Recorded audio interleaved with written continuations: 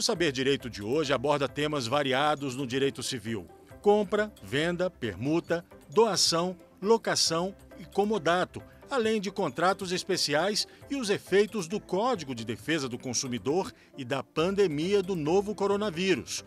As aulas são com a professora Júlia Helena Bastos.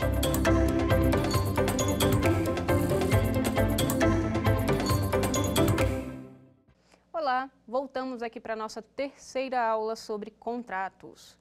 Bom, para aqueles que não me conhecem, meu nome é Júlia Helena, sou advogada e professora, tanto em graduação e pós-graduação, e atuo no escritório que é especializado na área civil, né? Então, trouxemos para vocês algo relacionados aos contratos. Se você não assistiu às outras aulas, é simples, nós viemos caminhando progressivamente. Começamos com alguns conceitos gerais, alguns elementos essenciais, formas de extinção de contratos e iniciamos os contratos em espécie. Pessoal, volto a dizer, o meu objetivo aqui não é que vocês decorem cada tipo de contrato, não é que vocês saibam todos os contratos, não é isso. O meu objetivo aqui é que vocês tenham um pouco mais de intimidade com os contratos que estarão presentes no dia a dia de vocês como advogados. Certinho? Bom, contratos de compra e venda, vimos algo a respeito, certo?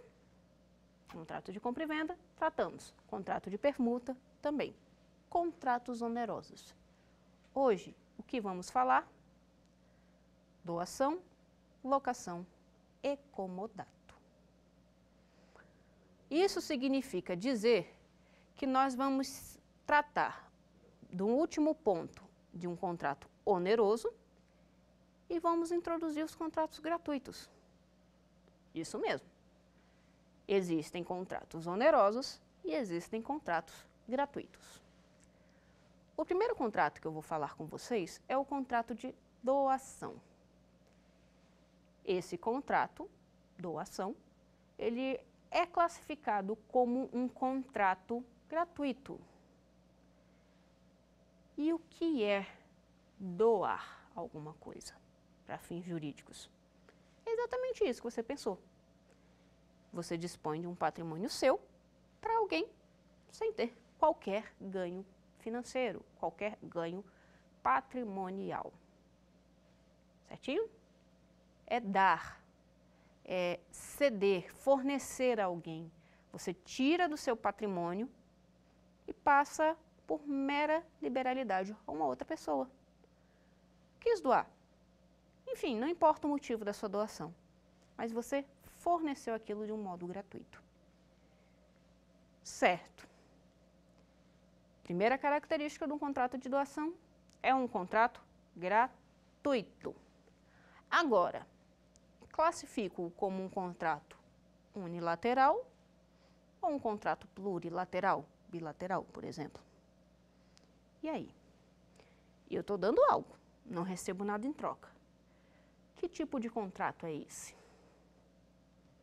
Pensou bem?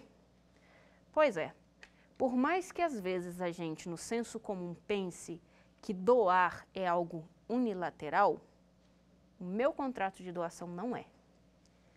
Um contrato de doação, ele é um contrato bilateral.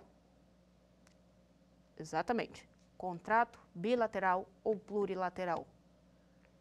Motivo. O ordenamento jurídico brasileiro não permite que eu dê algo, que eu doe algo, sem que haja aceitação. Se eu tenho um bem que ele não é corpóreo, incorpóreo, eu não vou ter a minha transmissão não vai ser por meio de doação, vai ser por meio de uma cessão, mas não vai ser doação, entendeu? Outra particularidade, né, ou peculiaridade desse caso, é que eu não posso doar prestação de serviço. Mas e aí, gente? E os trabalhos, serviços pro bonos não são doações? Não estou doando meu tempo? mas eu não firmo um contrato de doação. É um contrato de prestação de serviço em que a pessoa abre mão do seu recebimento, mas não é doação. Doação, o meu objeto tem que ser corpóreo, móvel ou imóvel. Certinho? Entendido isso? Bom, no que diz respeito à forma, os contratos seguem as prescrições legais, certo? Certo. Contrato de doação, ele é um contrato escrito. Volto a dizer, se a doação for feita e se concretizar naquele momento, às vezes não necessitará do contrato. Como eu vou saber quando vai necessitar ou não do contrato? Toda vez que eu tiver impacto no patrimônio, eu vou ter necessidade de ter um contrato. Como assim, professora? Vamos, por exemplo, claro, vamos pegar aí um relógio. Nós temos relógios de vários valores, não temos?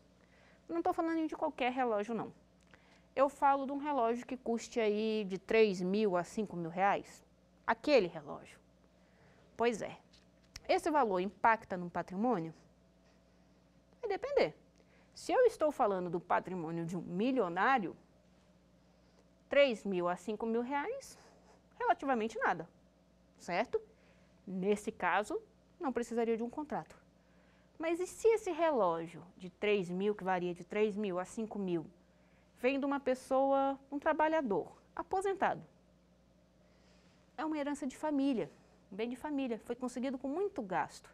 A pessoa não é rica, mas ela quer doar. Esse relógio vai impactar no patrimônio dela? Com certeza. Então aqui nós temos a questão da relatividade.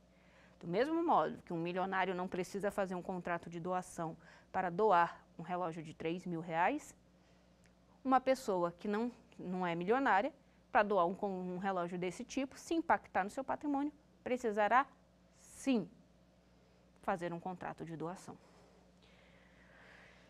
E agora, vamos lá.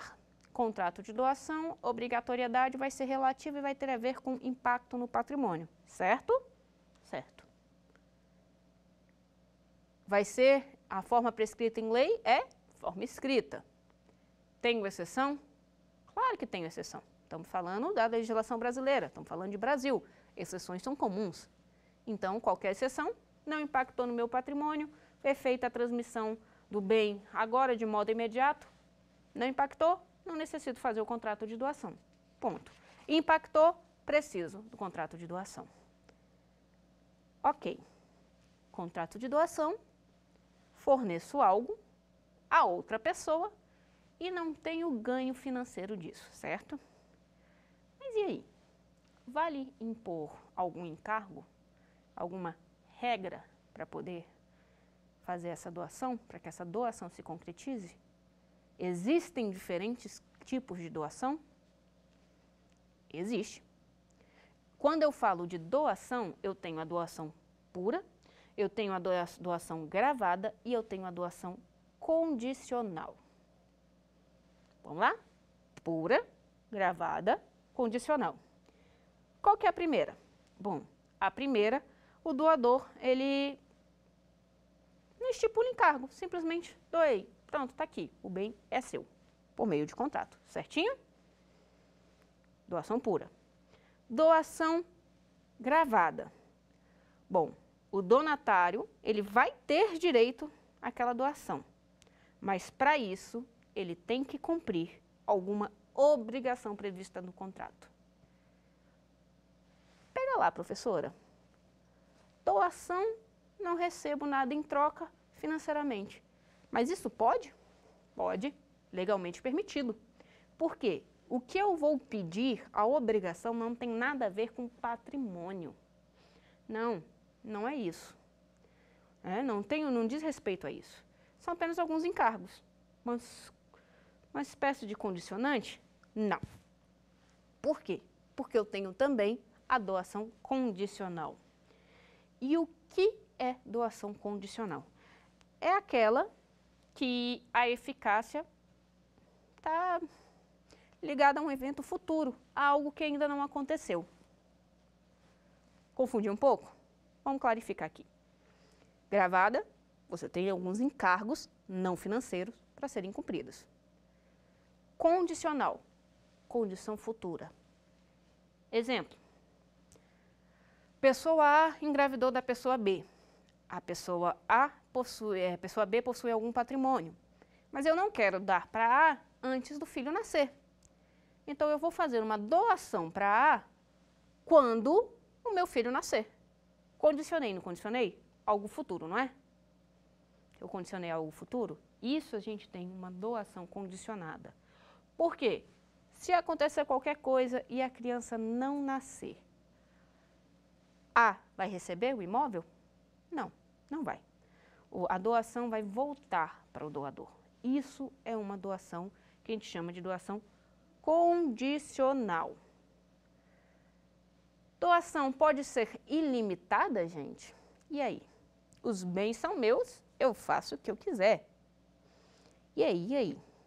E agora? Uma pessoa te procura e pergunta disso. Quero dispor de todos os meus bens, quero doar todos os meus bens. Como você se sairia?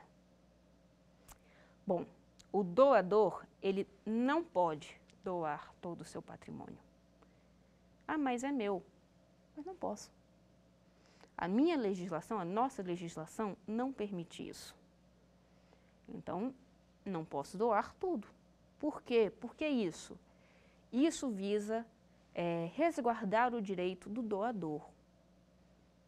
Direito de arrependimento, todas essas questões. Então, um doador não pode dispor de todos os seus bens. Primeira limitação. Segunda limitação, tenho herdeiros. E aí, quanto que eu posso doar? Você vai respeitar o percentual que você pode dispor em testamento. Traduzindo, você só pode doar a parte que você pode dispor em testamento. Não posso ultrapassar isso. Por quê? Porque aí a gente pode anular a doação. O motivo dessa regra aqui é resguardar o direito do herdeiro, que é um terceiro alheio à vontade. Certinho? Gente, doação ocorre de forma definitiva. Se for respeitado esses dois requisitos, a doação será definitiva. Eu consigo rever a doação, anular alguma doação, se eu demonstrar esses dois vícios. Não tenho, definitivo. Não posso me arrepender. Doei. Ponto, acabou-se. Fim de história. Essas são as principais considerações que nós temos sobre o contrato de doação. Vamos recapitular um pouco? Vamos lá. Doação. Contrato gratuito. Contrato plurilateral. Por quê? Preciso da aceitação. Quem dá a aceitação, no caso de quem está ainda para nascer, uma doação feita quando a pessoa nascer, vai ser o responsável pelo nascituro. A aceitação é feita pelo responsável, mas ainda assim eu tenho a aceitação. Passei a aceitação, contrato plurilateral. Posso atribuir algum encargo, posso condicionar aquela doação, eu posso estabelecer algum requisito, condicionar não, algum requisito para que você receba a doação? Posso. Daí vem nossos 3 principais tipos de doação. Doação pura, não coloco nenhum encargo. Doação gravada, você vai ter que cumprir algo para poder ter direito àquela doação. E doação condicional, ela está condicionada, como o nome leva a crer, a um evento futuro. Entendido? Até aí, tranquilo? Essa é a nosso primeiro contrato gratuito que vamos falar, contrato de doação. E agora, qual que é o próximo contrato? Nosso próximo contrato é o contrato de locação. Bom, o contrato de locação, ele é um contrato oneroso, certo? Certinho.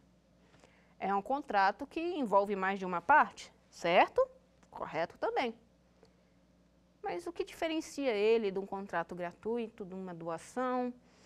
O que diferencia ele de um comodato? O que diferencia ele de uma compra e venda?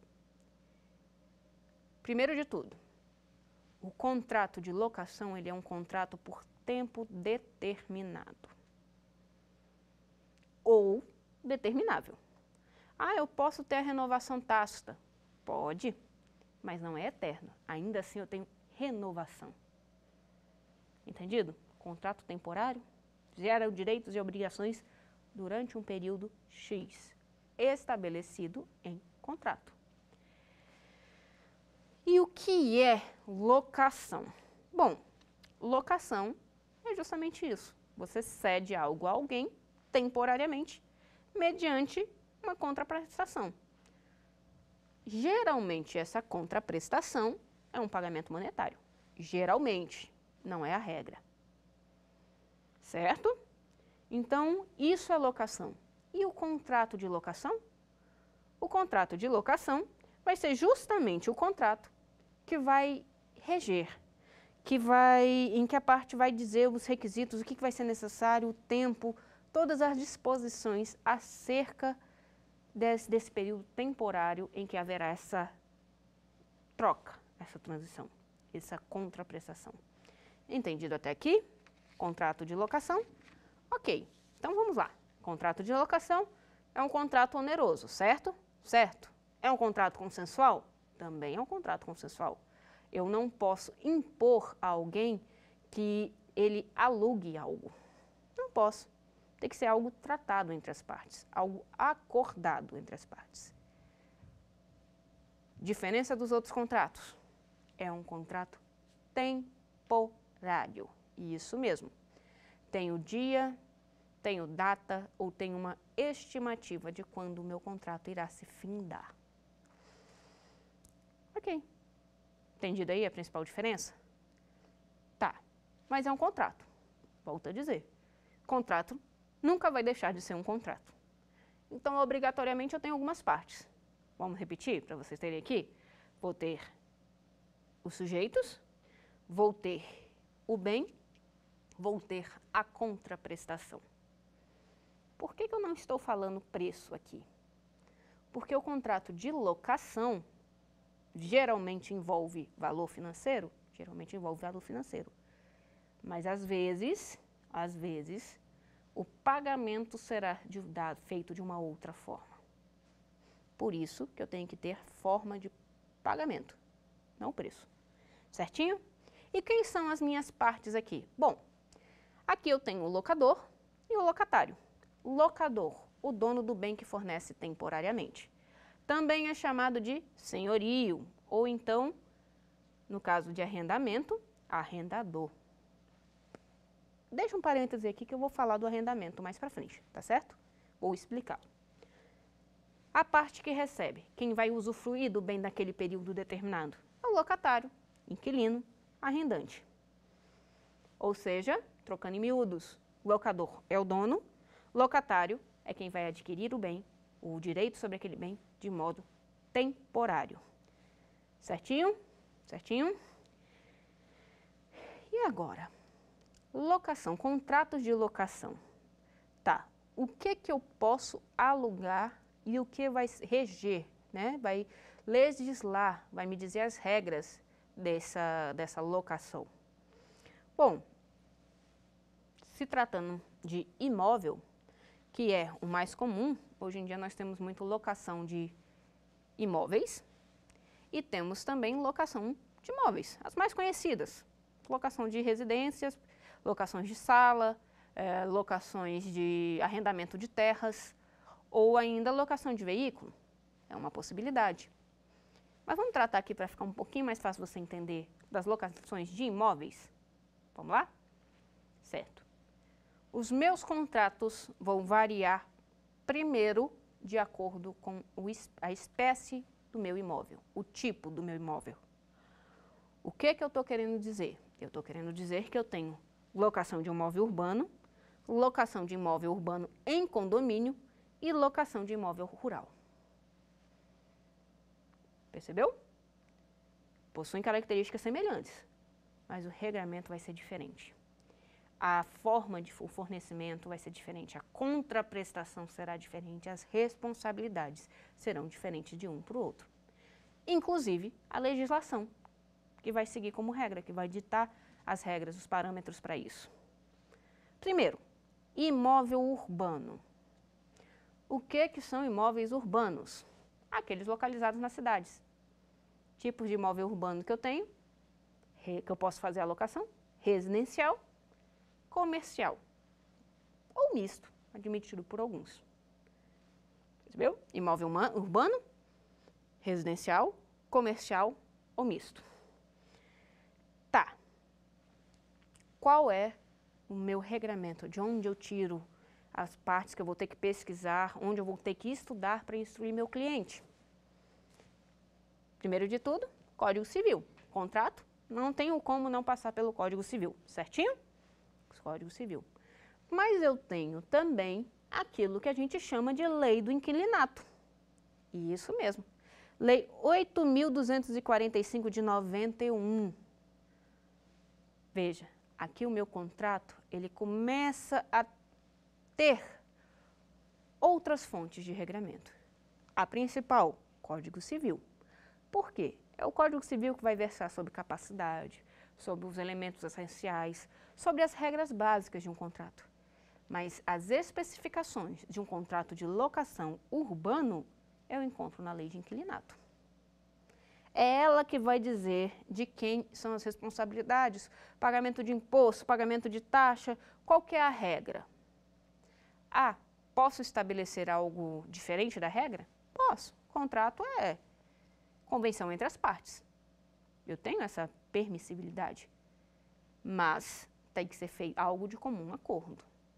Porque, se for algo imposto, pode ser sofrer a intervenção do Estado e ser reformado juridicamente falando, num tribunal, por exemplo. Mas voltando, imóvel de locação urbana. Imóveis tidos em cidades. Alugo para dois fins ou a soma desses dois. Quais são? Residencial, comercial ou misto. Pessoal, a legislação é clara. Se eu alugo um imóvel com a finalidade de ser residencial, ele terá que, obrigatoriamente, o locatário terá que utilizar aquele imóvel como meio residencial. Não vou poder desenvolver ali atividades comerciais. Certinho? Certinho. Ok. E o imóvel comercial? Como é que funciona a locação de um imóvel urbano comercial? Bom, da mesma forma como acontece nos imóveis residenciais, o imóvel comercial ele possui uma destinação pré-determinada. Também aplico a ele a legislação da Lei do Inquilinato. Só que, da mesma maneira que o imóvel residencial, eu não posso destinar o meu imóvel comercial para residência. Parece uma coisa meio lógica, e é, de fato. Só que isso gera muito problema. Por quê? Hoje em dia, muitas pessoas acabam alugando imóveis residenciais e abrem uma lojinha. Isso é certo? Não, não é certo. Por quê?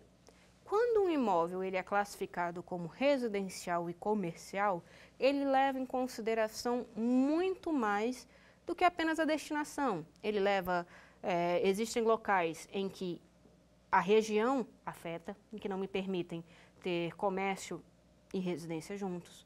E tudo isso, todas essas questões, impactam no tipo de contrato de locação. Agora, eu posso também fazer uma locação mista. O que é isso? Alguns doutrinadores, com o passar do tempo, com a evolução do direito, chegou à conclusão de que existem imóveis que eu posso alugar com os dois fins. Ponto. Obviamente, questão de imóvel comercial, tenho que respeitar a legislação referente a isso. Imóvel residencial, também. Temos regras e isso deve ser respeitado. Com exceção desse imóvel, que, digamos assim, é um imóvel misto, eu não posso mudar a destinação do meu imóvel. Se eu aluguei ele como residência, será residência. Se eu aluguei ele para fins de comércio, será um imóvel comercial. Outra particularidade dos imóveis de locação, a locação de imóveis urbanos, é o fato de que geralmente, é vedada a sublocação. O que é isso? Eu alugo, não sou o dono, e alugo aquilo que eu aluguei para outro. Isso é vedado. Em regra, é vedado. Pode ser aceito por alguns locais? Pode. Mas, via de regra, não pode se acontecer isso. Por quê? Justamente por conta da qualificação das partes. Quem alugou, quem figura como locatário, ele não pode ser o locador. Ele não é o dono, então ele não pode ceder a outro. A não ser também que haja anuência. Geralmente essas questões de anuência, de sublocação, ou às vezes como algumas pessoas chamam na parte comercial de passar o ponto, geralmente isso acontece muito mais nos imóveis comerciais. Acontece nos imóveis residenciais? Sim, acontece. É o certo? Não, não é. Mas acontece. Acontece das pessoas, às vezes, como dizem, emprestar o nome para uma locação. Isso também é vedado. Geralmente, no corpo do contrato, informa que é vedado. E, às vezes, as pessoas não se ligam que aquele contrato, apesar de não morar, eu ter emprestado meu nome, ele gera obrigações pessoais, obrigações que vão ser aplicadas àquela pessoa. Isso significa dizer que, se você optar em emprestar seu nome para alguém alugar algo, né? Bom, é um grande risco. Por quê? Em caso de inadimplemento ou qualquer outro problema, você será o responsável. Por quê? Porque você fez sem a anuência. Entendido? Ficou clara essa questão? Ótimo. Isso diz respeito aos imóveis de locação urbanos. Dentre os imóveis de locação urbanos, de uns tempos para cá, vem surgindo cada vez mais os imóveis em condomínio. Por que aqui eu separei o imóvel em condomínio dos imóveis residenciais urbanos? Simples. Além do regramento da lei do inquilinato, quem aluga um imóvel dentro de um condomínio, ele está aceitando as regras daquele condomínio. Ele se submete também àquelas regras. Então, eu tenho Código Civil, Lei do Inquilinato e o regimento interno do condomínio. Certo? Responsabilidade por pagamento. Condomínio, nós temos o que chamamos de taxas ordinárias, o próprio condomínio, cobrança de condomínio é isso, e temos também as taxas extraordinárias. Pergunto, de quem é a responsabilidade de pagamento de cada uma dessas taxas? Falando de taxa ordinária, aquele condomínio que inclui água, utilização da parte comum do condomínio, essa taxa ordinária, o inquilino pode ser o responsável. Por que eu utilizei o termo pode ser o responsável? Porque algumas pessoas, quando alugam os seus imóveis, preferem receber um valor que corresponda ao aluguel e o condomínio e se responsabilizar por isso. Só que a responsabilidade pelas taxas ordinárias podem ser repassadas ao inquilino. E as taxas extraordinárias? Bom, taxas extraordinárias têm a ver com coisas mais efetivas, pontuais no condomínio. Essas taxas não podem, segundo a legislação, ser transmitidas para o inquilino. Obviamente, vai tudo de uma negociação, mas, via de regra, não pode. Então, imóveis urbanos em condomínio, taxas ordinárias eu posso passar para o meu inquilino, taxas extraordinárias compete ao locador o pagamento. Até aí, tudo bem? Certinho? Pronto. Vocês lembram que no início, quando eu comecei a falar de locação, quando eu fui falar dos sujeitos, eu utilizei o termo arrendante e arrendatário? Pois é. Quando eu falo de locação de imóvel rural, geralmente o que é utilizado é o chamado arrendamento. E qual a diferença desse arrendamento para a locação dos imóveis urbanos, por exemplo? A principal diferença é o regramento. Como assim? Imóvel urbano, lei do inquilinato, certo? Certo. E o rural? O rural, eu vou me embasar também no Estatuto da Terra. Percebeu? É uma mudança sucinta, digamos assim, quase que imperceptível, mas que faz toda uma diferença, geralmente na elaboração do contrato, no repasse de responsabilizações a quem arrenda o local, né? Geralmente permite pagamentos não só vinculados a mensais, pode-se vincular, por exemplo, a uma safra, desde que permitido, desde que estabelecido em lei.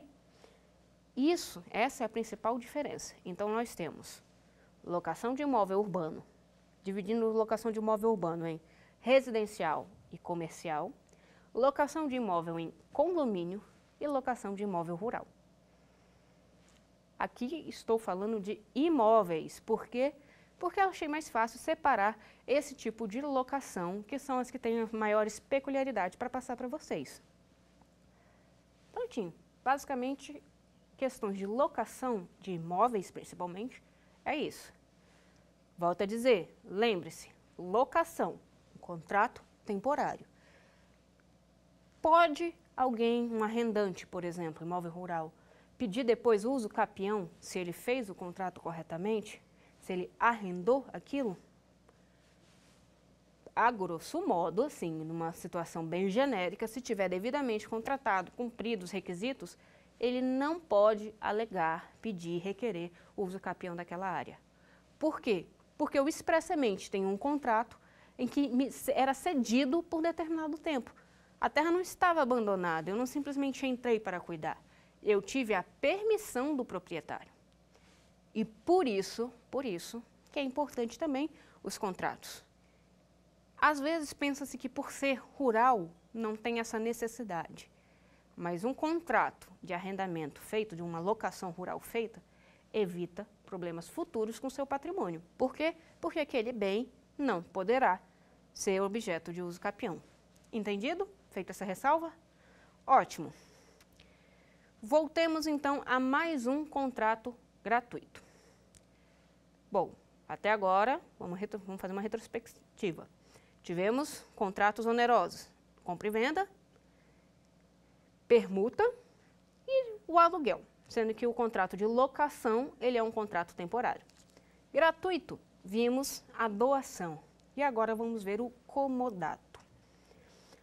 O que é o comodato? O que é este contrato? Bom, primeiramente eu já até adiantei.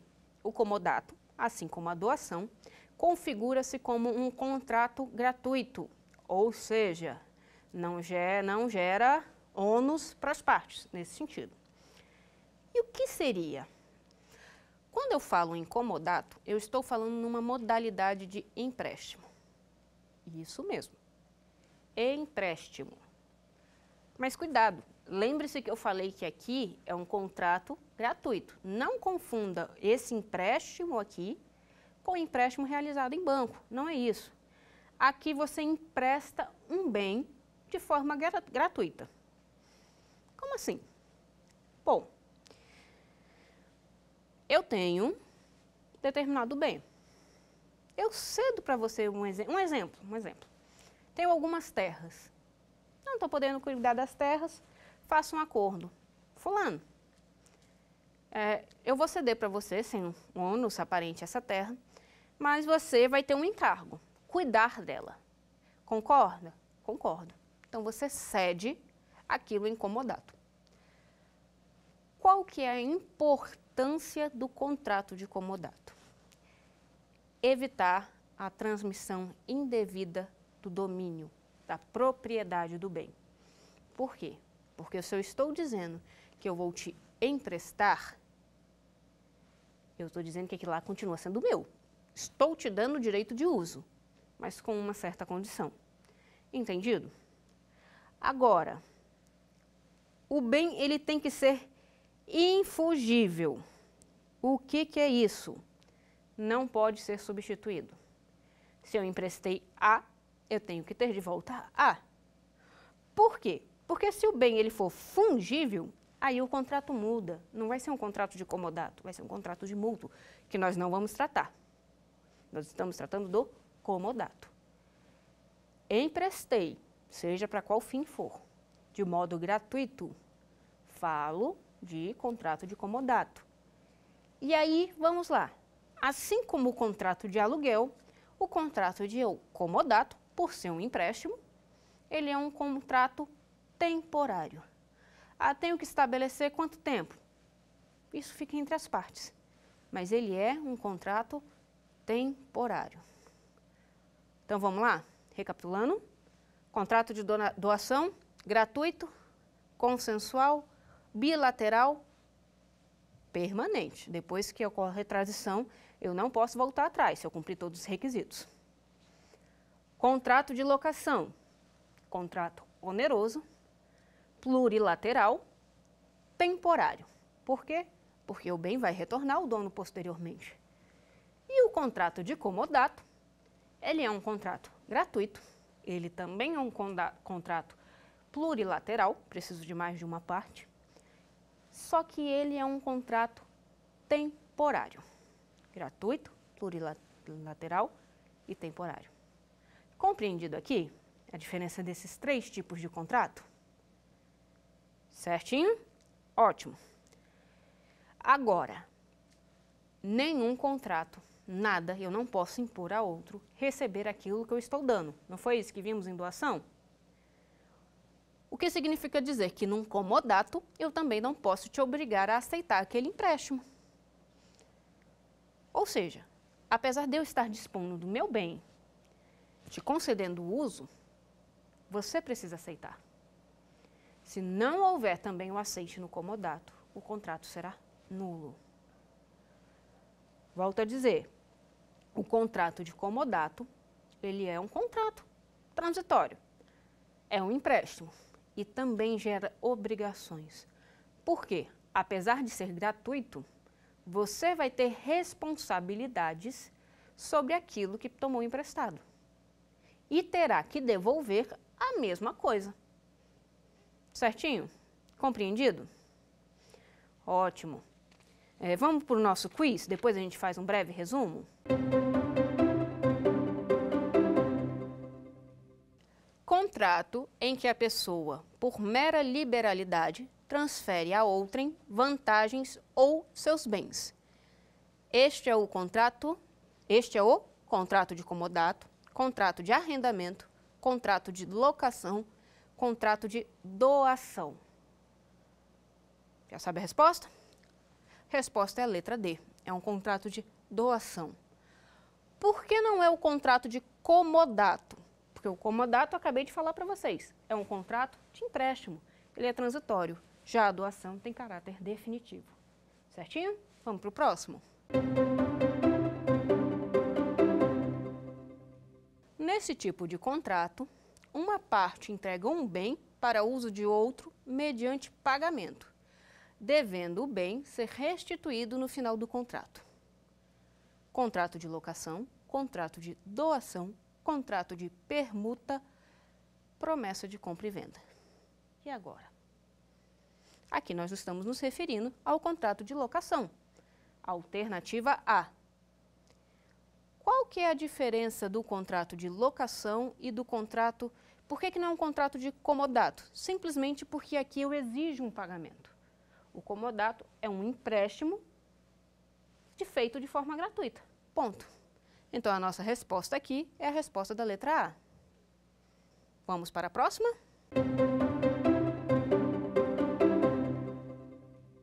O contrato estabelecido para firmar termo de empréstimo gratuito para produtos não fungíveis é o contrato mútuo, contrato de doação, contrato de permuta ou contrato de comodato. Essa aqui está bem fácil. Letra D, contrato de comodato. Por quê? Primeiro, aqui o meu bem é não fungível. Segundo, estou falando de um empréstimo gratuito. Então, só pode ser contrato de comodato. Certinho? Compreendeu? Ótimo. Vamos seguir. Então, pessoal, basicamente, o que nós temos que perceber nesses contratos, refiro-me ao contrato de doação, ao contrato de locação e ao contrato de comodato, é a particularidade e para que fim cada um se destina. Fazendo um breve resumo, doação é um contrato, é algo feito em definitivo, não é transitório. É algo bilateral, porque eu tenho que ter o aceite. Ele pode exigir que seja feito alguma coisa, algum encargo para o recebimento da doação, desde que não seja algo monetário. Se for monetário, descaracteriza a doação. Contrato de locação. Respeitei a destinação do meu imóvel. Eu posso ter uma locação de imóvel urbano, uma locação de imóvel urbano como residência e como comércio. Posso ter também locação de imóvel residencial em condomínios. E tenho também a locação de imóveis rurais. O nome que a gente mais conhece da locação de imóveis rurais é o arrendamento. Características desses contratos, deste contrato, qualquer um desses. Oneroso, temporário, plurilateral. Ponto. Importância desses contratos, desse contrato. Evitar, por exemplo, uma ação de uso capião. Resguardar o seu patrimônio. Você está dizendo a destinação daquilo. Se você tem um contrato, você encontra-se resguardado do uso capião. Assim como acontece no contrato de comodato. A diferença, eu dou por um certo tempo o meu bem não fungível, dou o meu bem não fungível, de forma gratuita, mas é um empréstimo. Geralmente condicionado a algo, cuidar, enfim, fomentar, algo no gênero, mas eu não recebo pagamento por isso. Por quê? Porque é um contrato gratuito. Então, veja bem, até aqui nas nossas aulas, nós vimos a existência de alguns contratos, especificamente 5. Esses contratos eu chamo mais como contratos gerais, contratos comuns, a gente vê do dia a dia. Eles têm uma aplicação comum. As decisões judiciais a eles se assemelham. Por quê? A legislação já diz como tem que ser tratado. Então, aplica-se a lei ao caso concreto. Eles podem ser onerosos e podem ser gratuitos. Contratos comuns.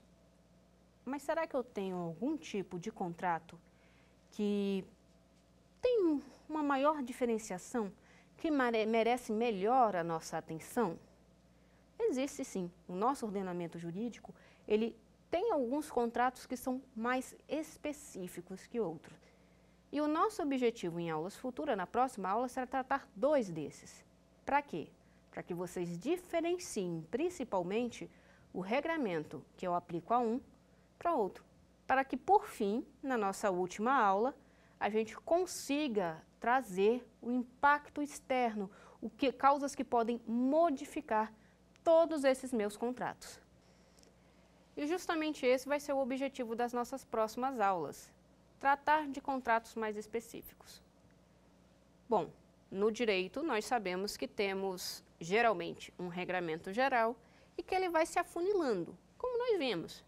Vemos um contrato às condições gerais e adaptando a cada um desses casos.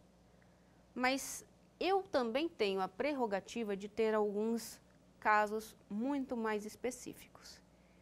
E, sendo o direito algo que acompanha a evolução da sociedade, esses contratos terão muito a ver também com o nosso dia a dia. A exemplo disso, nós temos o contrato de consórcio e o contrato de corretagem. Só que desses eu não vou falar nessa aula. Por quê? Eles merecem nossa atenção.